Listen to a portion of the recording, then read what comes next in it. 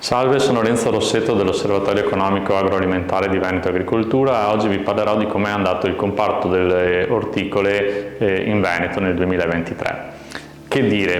Prima di tutto che c'è stata una riduzione ulteriore delle superfici coltivate ad ortive che sono scese a 25.000 ettari, un calo del 2,2%, generato principalmente per la riduzione delle superfici coltivate a patata che sono scese del 13,8% a circa 3.000 ettari. In leggera flessione anche le superfici coltivate in pieno campo, che sono scese a 17.500 ettari, meno l'1,6%, mentre sono in aumento le culture orticole coltivate in serra, che sono salite a 4.340 ettari, un aumento del 6,6%. Nel complesso il valore della produzione del comparto è stato leggermente inferiore a quello del 2022, portandosi a 896 milioni di euro. Che dire di specifico? Essenzialmente che c'è stata una diminuzione delle superfici della maggior parte delle culture ortive presenti in Veneto.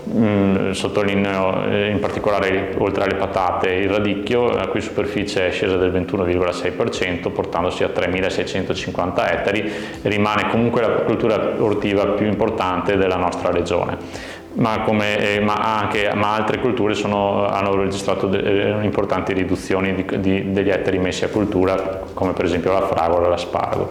Un altro aspetto che ha caratterizzato il comparto sono stati i prezzi, che sono stati generalmente in aumento per la maggior parte delle culture. Non sempre però sono riusciti a controbilanciare le riduzioni di produzione generate da delle rese che ovviamente sono state molto differenziate a seconda che le culture fossero raccolta primaverile, estiva o autunnale. Nel complesso possiamo dire che è aumentato il valore della produzione soprattutto delle patate, che si è portato a 124 milioni di euro, delle lattughe che addirittura è salito a 212 milioni di euro, mentre sono diminuite per esempio quelle del valore generato per esempio dal radicchio, la cui produzione è scesa a 48,4 milioni di euro, in calo del 13%.